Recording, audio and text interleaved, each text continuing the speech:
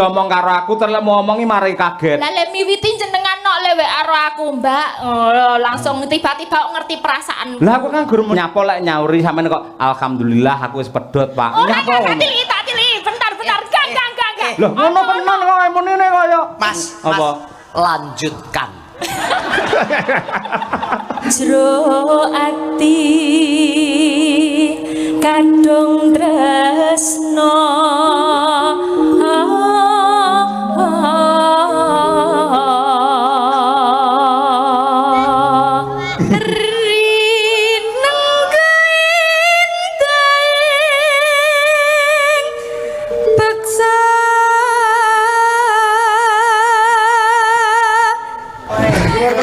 Ya wis ora apa-apa mung kadung metu. Ndak apa-apa wis, ndak sido nek no. Lho aja kadung metu ora sida piye ora. Isin au. Ora. Diterusne Pak G. Ambang yen ora kleru larase pelok patete 5. Oh ngono. Kejawi katur dumateng keluarga ageng Ibu Minah ugi kula aturaken dumateng sedaya para sutresna budaya khususipun nenggih caksi lover dimanapun Anda berada. Mligine meneh khusus meneh ya kuwi anak kula wadon. Oh iya, Anindita. Ya, monggo Bu Kesi kinarya ngleremaken swasana kula aturi nembang jineman Ler Kambang. Monggo Bu.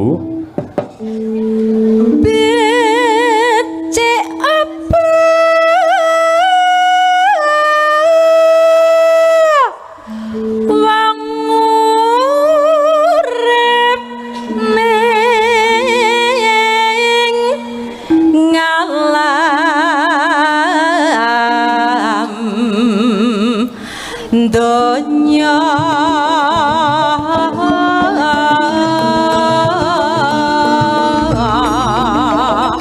tinggal tata kelawan putih utama yen di kakek sing dawa urip mong sedelo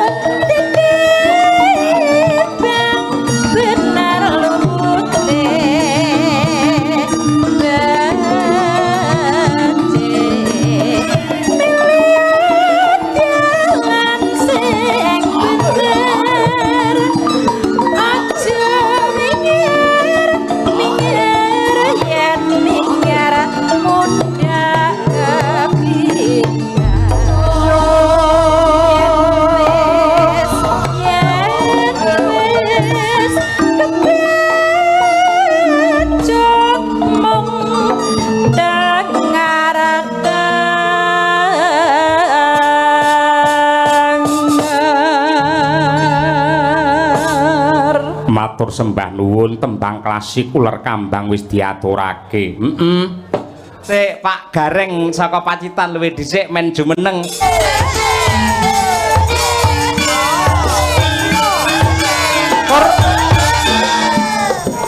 Oh.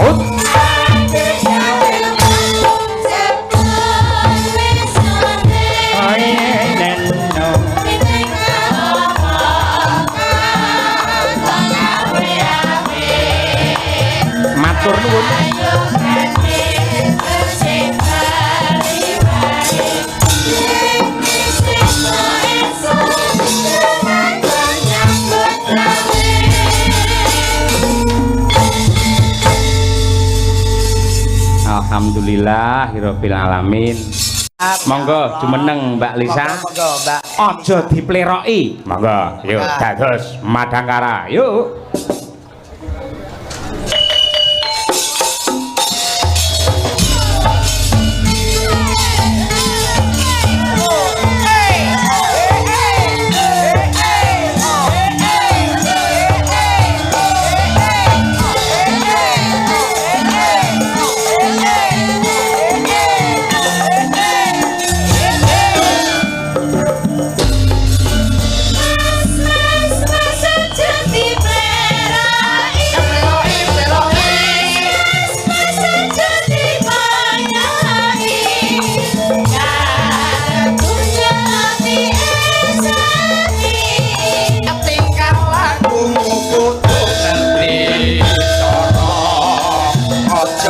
Tinggal kapribat dan ganti murah.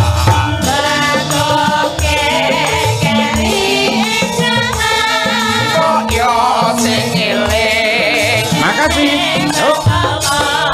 Ngerti budaya.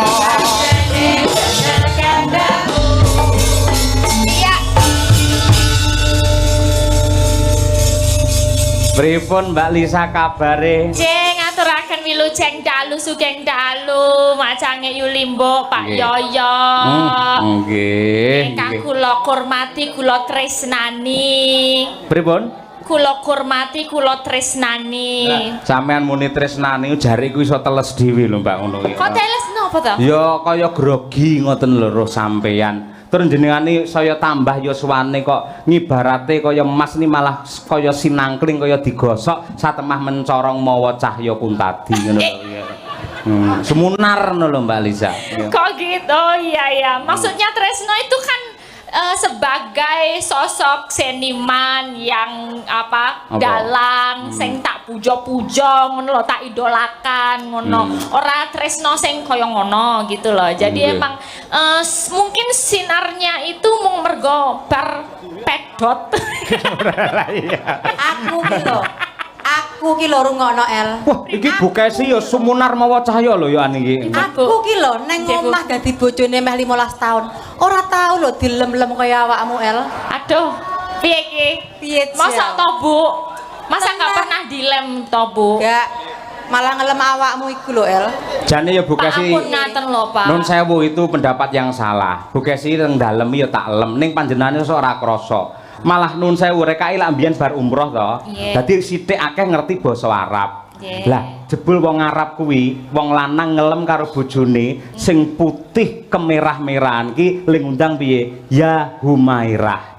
Ya, Humairah. Putih kemerah-merahan Putih kuwi ke- ya Humairah. Ya. Bukesi ya tak undang ya Humairah. Ya. Ora mungkin Peh Ireng tak undang Hajar Aswad ora mungkin ngono kuwi. Rasa tresno kuwi Iya. mau digambarne kena sangka apa wae. Nah, Selagine audio awake dhewe Nggih. yen belen bengi iki ya kaya ngene iki kepenak. nah kandhane. Iki jenenge enek kanca-kanca YouTube Mas. Piye? Yen belen manggone kepenak nek kono ditata ya becik manggone. Menika sindenipun Madangkara mawi biru mawi petak tata nggih penak carane. Penak Nggih. sawah. Di sawang nggih penak. Iya. Mula Pak Cahya Kudati niku yang ngendikane kalih bojo mesti kepenak supaya rumah tanggane sakinah mawaddah warahmah. Lah iki pertanyaane siji. Apa, Mas? Kowe kapan? Iki lho, aja takon bab kuwi. Sing jenenge tresno karo jodoh kuwi kudu dibedake. Wong nek umur sakmene nek diomongi ora payu-payu engko selak tuwek, engko selak dadi perawan tuwa. Aja, iki berarti wong lagi golek jati dirine. Urung ketemu jodone. Kudu dibedake antarane jodoh karo tresno. Upamane jodoh. Nek wong saka tresno dhisik ya. Tresno. Ya, nek wong tresno kuwi arep suwene kaya ngapa? Kuwi iso ora dadi jodone.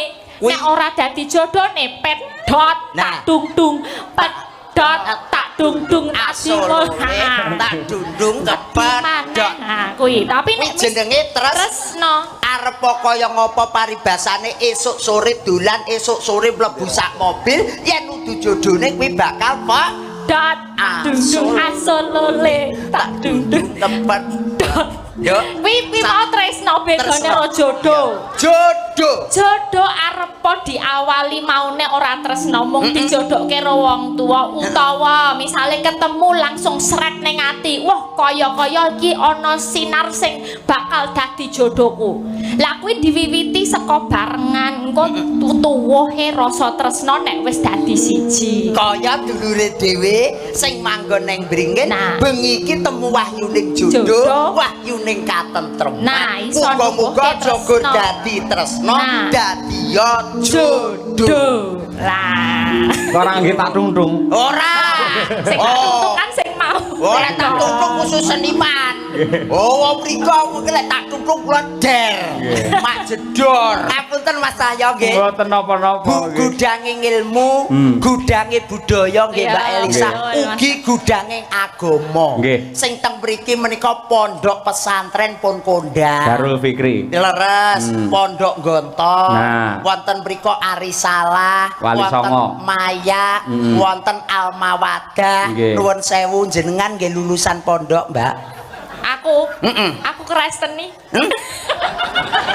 wah langsung kobong wis mbok lulu nggih ngono apa piye malah ngobongne mesake lek gawe setelan lho aku ra mudeng tenan kok aku kene ku golek sepelan ning ku BI kadek kinane karo Mas Yoyo kuwi banyolane entek-entekane pondok bersalin kae lho malah muni aku Kristen wah wis ngomong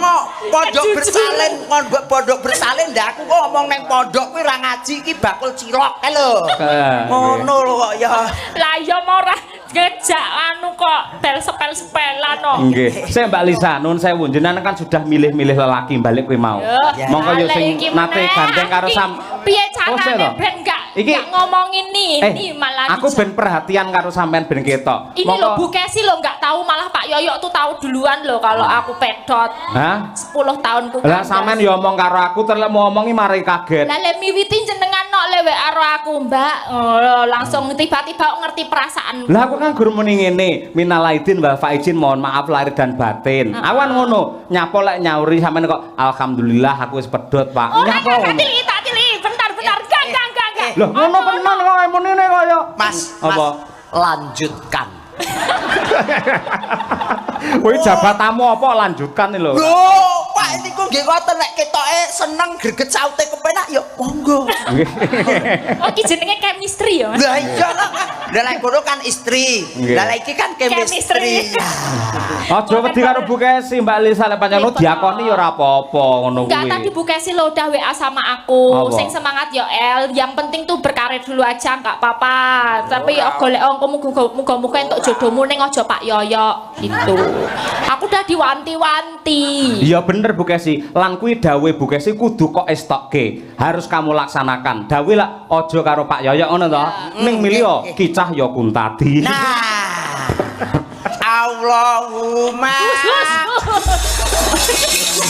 kok ya melu do amin kabeh lah upamane ya aku kan ya melu seneng to kok oh biasane tanggapan ning Ponorogo ya gur pisan iki kok lek karo awakmu kan ya melok lho Pak Gareng pripun Ibu mboten presa pripun ati kula niku ibarate wayang ngoten Dewi Wara Sembadra sing digarwa karo Raden Janaka. Panjenengan presa ta?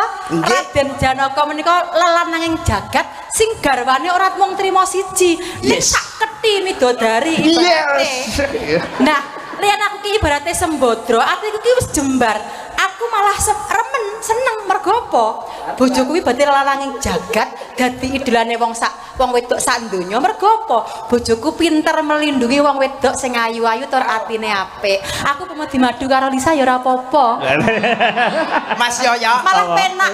Nuwun sewu Mbak Elisa nggih. Nuwun sewu Mas Yoyo. Kula pun gadah langganan jamu teng Ponorogo. Lambemu aku sik enom ora perlu ngono kuwi. Lah terus ngangge apa? Ora ngge apa-apa ngene iki sik bakoh padane awakmu ora ya. Saru ora. Isik rosa to. Rosa lho. Hah? Rosa. Luweh ora sing penting kita wis beda keyakinan. Jadi beda keyakinan. Lah mergo aku Islam sampean Kristen ngono to? Enggak. Lah keyakinan piye? Keyakinan piye? Kamu yakin sama aku? Terus kono? Aku rodok yakin. Dek arep muni gak yakin rawani deh. Ora wani. Wedi lek tak santet kok dul. Kok kandhane Nembang Mbak Lisa nembang. siap. Ada Ibu. surat-surat juga, tadi ada salam-salam juga. Mbak Lisa nyuwun kadung tresna dhisik diaturake marang mempelai berdua. Nggih. Nek nangis aku piye? Ya ora to. Ngopo kadung tresna kok nangis yo. Kadung tresna yo berdua kaya ora jodone. Oh iya, ya tak dundung. Aku mau bengi iki mau gerget curhat Elisa tok. Ya tak dundung kok ya. Monggo Mbak Elisa. Dibawani monggo bawani napa nderek mawon. Nggih, Elisa. Rina wangi dadi ati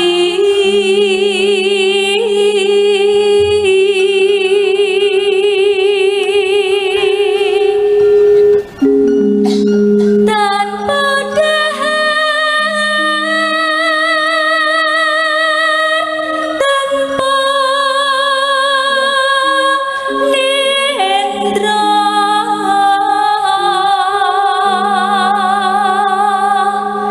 gayung yon marang slirane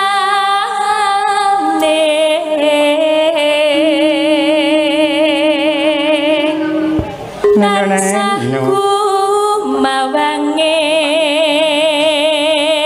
netra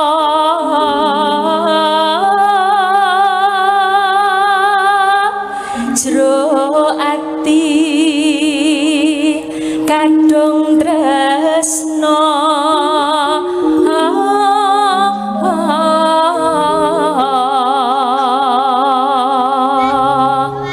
dan liya amung sliramu satemah loro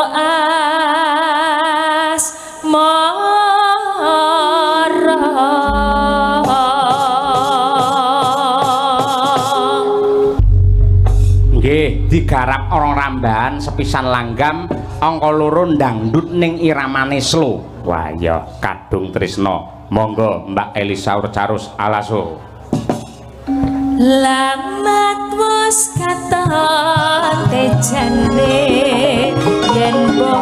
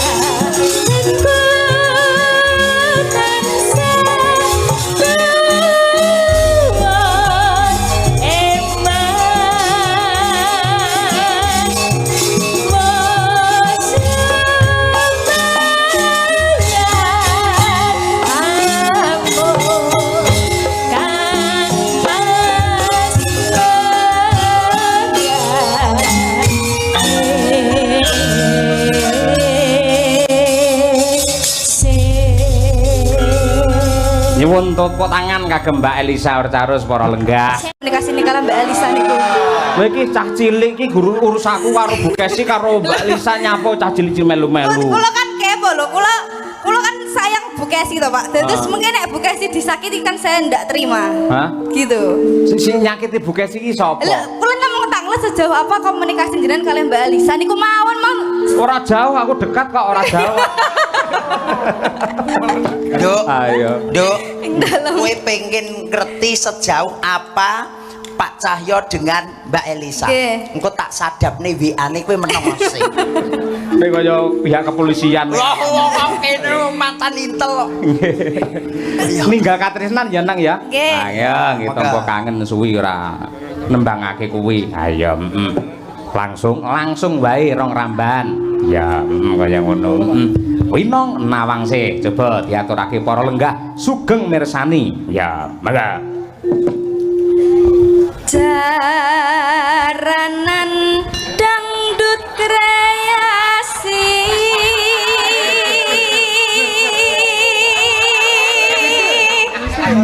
Iki cah iki ayu, suarane apik. Nggih. Ning tell me bocah iki. Kok Nama Pak? Orang ngrungokne omong aku to. Nama to, Pak? Tanpa ngangge bawa langsung wae. Oh, alah. Maaf, Pak. Duk Winong. Sadapane HP kuwi mau aja mbok waca saiki. Wong sadapane HP mbok waca saiki dadi bawa. Iya. Kok ndak kedengeran ya tadi ya? Maaf ya, Pak. Umur kok ya. Iya. Ya wis ora apa-apa mung kadung. Ndak apa-apa wis, ndak sido nek no. Lho aja kadung metu ora sida piye ora. Isin au. Ora. Diterusne Pak nggih. Sik tak tekokne Bapak. Saiki sing lenggah wae sing menghakimi. Pripun dibawani mboten, Pak? Lho bawa kuwi lho, kowe diselamatkan. Nah, diselamatkan. Nggih, iya. Nggih iya. Ki pikirane ya ki padha karo Mbak Elisa. Kowe seprene randang entuk pacar no wae. Jangan gitulah, Pak. Kuwi lah bocah gur mangan. Kita gede nih ya, kuwi ya gede mung awake tok ayo. Lho, kula iki gedhe atine nggih gedhe lho, Pak. Leh. Paling sak lepek. Mas Cahyo. Apa? Kula mboten patun ngomong. Lah napa? Wong jenengan pun persis kok. Ya. Ya dibaceti nang ra apa-apa nang. Ayo ora apa. Ya. Sir kuwi aku menghindari bawa kuwi mergo mau wis dingi karo Mbak Elisa Asmarandana. Nek ora apa-apa, cakepane kan beda. Beda. Enggak. Ngapunten, Pak, mboten mireng wae. Heeh. Tujune kowe cara buah kaya seger, pamane cara buah kowe pace, tak penging kowe. Untung kuwi mau dhewe awakmu anggur lho. Ora Iya. dadak diumbah ndang dilek wae. Ya. Nggih. Termusuk to. Garenge ngawut anggur mau jane umi lho ayo. Ngawut mbane lho. Lha yo lek umi ki lek anggur lah wong isih sakmene cilike wong tenggo pinggir dalan dipangani kan nggih repot to, Mas. Iya. Mending nggih jamu wae lek wis sehat iki dolan nang anggur ngono. Iya. Ya nang ra apa-apa cah ayo. Ayo. Ya. Rineng kain beksa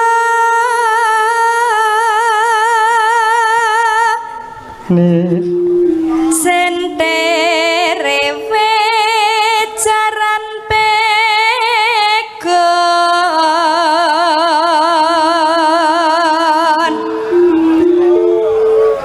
luas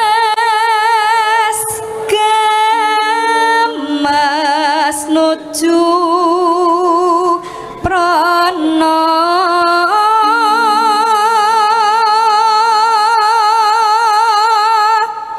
No. pinter agawe brangto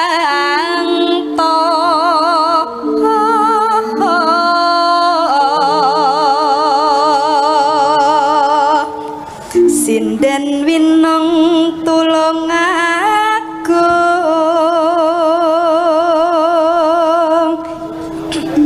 aja nganti ninggal tresno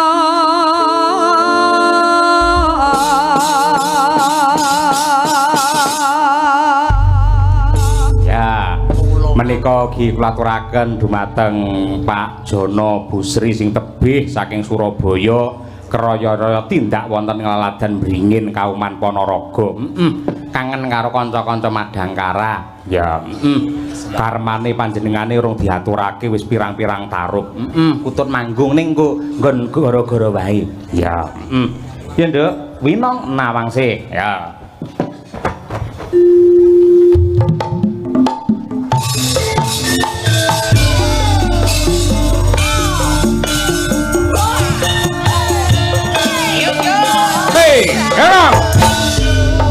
Darano tayu.